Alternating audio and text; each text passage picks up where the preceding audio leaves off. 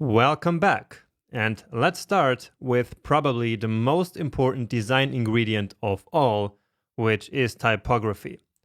And this is going to be the lecture with the most rules of all, and so let's get started right away.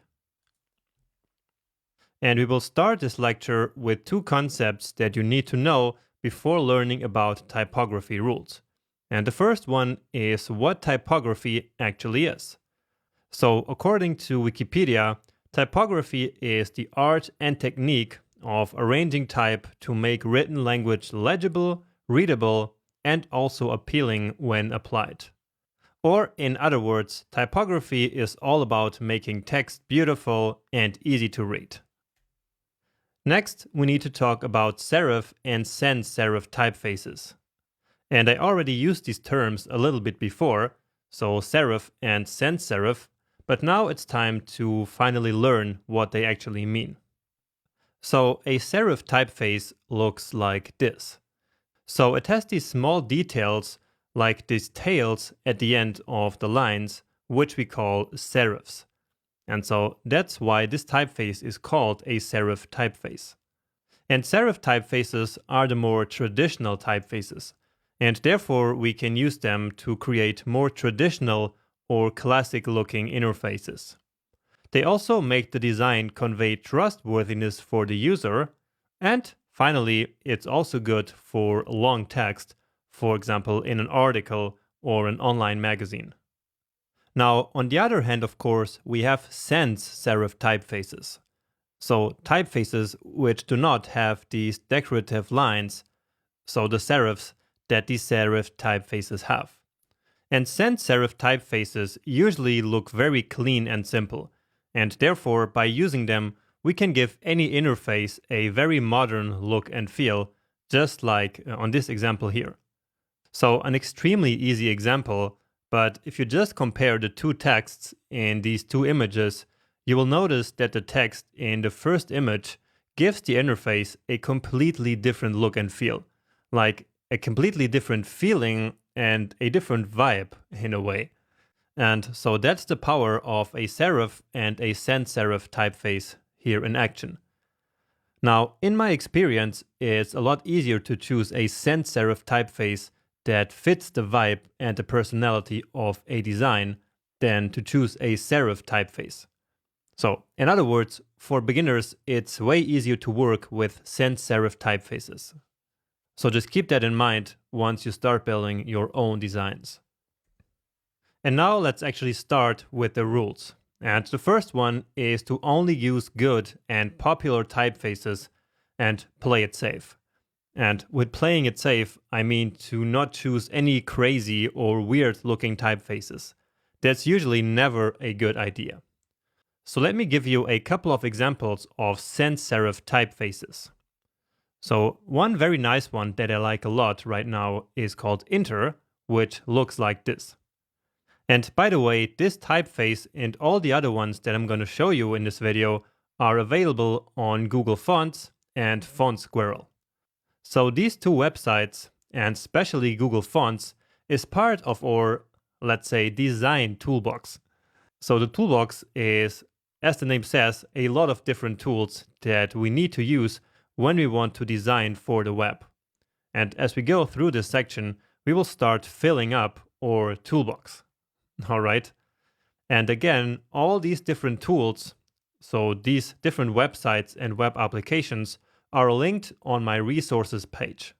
So you can very easily find all the tools that I mentioned throughout this section right there on my website, on my resources page.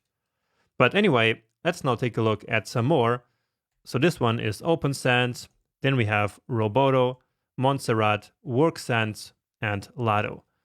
So these are 6 very good sans serif typefaces which you can use without any problem. Now, at first sight, to the untrained eye, these 6 typefaces might actually look almost the same. But believe me, they are really not the same. So if you would apply these 6 different typefaces to your page one by one, you would create like 6 completely different looking websites. But anyway, if you're looking for a serif typeface Then let me show you 6 examples of free serif typefaces. Oh, and I forgot to mention that these 6 sans serif typefaces are actually also all for free, of course, such as basically all the other tools that I listed on my resources page. But now about these serif typefaces. Here they are, so Merriweather, Aleo, Playfair Display, Cormorant, Cardo, and Laura. And again, they probably all look very much the same, but, well, they are not the same at all. These are even more different between each other than the sans serif ones that I showed you. Now, many beginner designers think that they need to mix multiple typefaces in order to create a nice looking design. But that's actually not true. So when you're just starting out, it's completely okay to use only one typeface on one page. And if you're really feeling adventurous, then still limit your typefaces to 2. If you use more than that, then your design will start looking like amateurish and strange. But now about actually choosing the right typeface for your design, again, you will need to think about your website personality. So choose the right personality for your website, and again, more about this later. So don't stress about the personality for now, but this is still important for this instruction that I'm going to give you. So you choose the personality, then you decide between a serif and a sans serif typeface, and then you can experiment with all the good typefaces that I just showed you. And of course, you don't need to limit yourself to these 6. You can of course also experiment with many other typefaces that are available on Google Fonts. So based on this experimentation, you can see which of the typefaces is best to convey the message of your website. And of course, for a beginner, that's not really so simple, but trust me that with experience, this will come naturally to you. Finally, of course, you can also keep trying different typefaces as you design and build a page. So you don't need to really decide for one in the very beginning.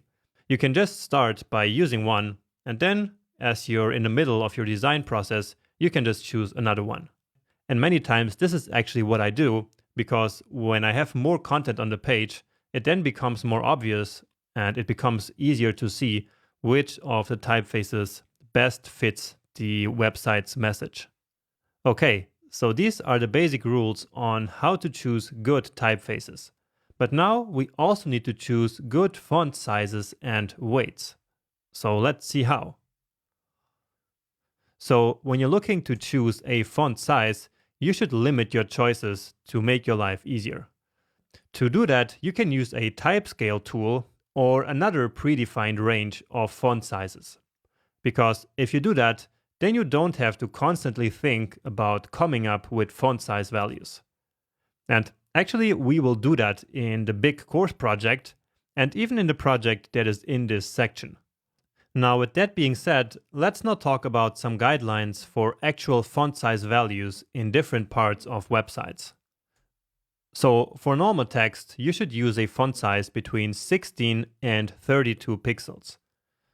So, in this example of this page, for example, the navigation has 16 pixels, and then this smaller text down here is an 18 pixels. All right. And by the way, this is going to be a long list of guidelines like this, and so you should totally print out these slides to make it easier for you to follow them later when you design on your own. But anyway, for a long text format, you can try a font size of 20 pixels or even bigger, because if the user needs to read something like a blog post, it's going to be far easier if the text is a little bit bigger. So for example, this text down here in the example, which describes this section, has a 20 pixels text. Also, this text up here, which kind of describes the company, has 24 pixels, and this text below has 32, which we can kind of count actually as normal text. So again, it is in the range of rule 5, so between 16 and 32 pixels. And of course, this is just one small example amongst thousands and thousands of web designs, but I just want you to get a sense for the kind of values that we can use in designs. But anyway, for big headlines, you can actually go really big with your font sizes, like even more than 50 pixels, and you can also make them really bold, like more than 600. And we didn't learn about these bold values yet, but we will, maybe in the next lecture or maybe in our big course project. So the headline of this design has a font size of 85 pixels, and it is also really bold with a boldness of 700. Also, this other, a bit smaller headline down here has 64 pixels of size and is still really bold at 700. Oh, and then we also have 42 pixels here in this testimonial text. Now, the final rule about using good font sizes and weights is to use a font weight that is not under 400. So if you go below 400, that would be light or really light text, and that is then hard to read. So just don't go below 400, which is basically a regular font weight. Now next up, let's learn a couple of guidelines and rules to create a good reading experience for your users, which, remember, is one of the aspects of typography. Remember? So to start, you should try to use less than 75 characters per line, like in this example here. So these lines here have something between 65 and 72 characters, which makes this text really easy to read. However, if you break this rule, you might end up creating something like this, which is really hard to read for your eyes. So here the lines have between 95 and 112 characters, and if you actually try to read this, you will find it a bit difficult to follow such a long line. Next, for a text with normal size, try to use a line height between 1.5 and 2. Now, if the text is really big, like a headline, you can go below 1.5, and actually you can go really low, something like 1.1 or 1.2. So a good rule of thumb that you keep in mind is that the smaller or the longer the text is, the larger the line height needs to be. So here we have some good readable examples with the big headline having only 1.2. Then as the text gets smaller, we have 1.31, and then the long text has 1.5. Now, if you use an oversized line height like this, then your text again becomes hard to read. So we're creating a bad reading experience for your users because these lines look kind of detached. And so then our eyes have difficulty going from one line to the next one as we read the text. Now, another nice and very subtle rule that can make a lot of difference is that if your headline kind of looks unnatural, you can try to decrease the letter spacing. Now, what unnatural actually means will of course come from experience, but I'm going to show you a couple of examples right now and also through the rest of the course. So in this headline, for example, we have a letter spacing of minus 3.5 pixels. And if you ask me, this looks quite nice and quite natural. While on the other hand, if it was just 0 pixels, so basically without us defining any letter spacing, then the letters would look kind of detached from one another. Next, another thing that you can try, and which is actually very popular among designers, is to use all caps for short titles. Now, if you do this, then you should also make this title quite small and also bold and increase the letter spacing, just like this interface here does. So basically, we have one main heading here, and then we have kind of a subtitle which describes that heading, and that is the one that uses caps and bold and big letter spacing. And without doing all that, it would simply look like this, which, if you ask me, is a little bit more boring. Okay, and we're almost reaching the end here, so just hang in there. So usually on the web, we do never justify text. So it's somehow just a convention that basically no website ever justifies their text. And so you should also follow that convention. So not centering text looks like this, which is exactly what we're used when we read some blog posts, for example, on the web. While on the other hand, I bet you're not used to see text like this on the web, right? And so therefore, if you were to design a page like this, that would then look quite unnatural. Now, also about aligning text, you should usually not center text unless we are talking about really small text blocks. So you can just leave text like this aligned to the left and not like this in the center. Because once again, this actually makes it a lot harder to read the text when you need to jump from one line to the next one. Okay, so that's it about guidelines and rules for typography. Now, of course, there are many rules here, and we cannot always follow all of them in all designs. And so that's why they are more like guidelines and not really strict and hard rules. Okay? Now, something that I didn't mention here is that we also need to be careful about the color of our text. But actually, we will leave that for the next lecture when we talk all about colors. But now, let's actually go ahead and implement some of these guidelines in practice in the project of this section.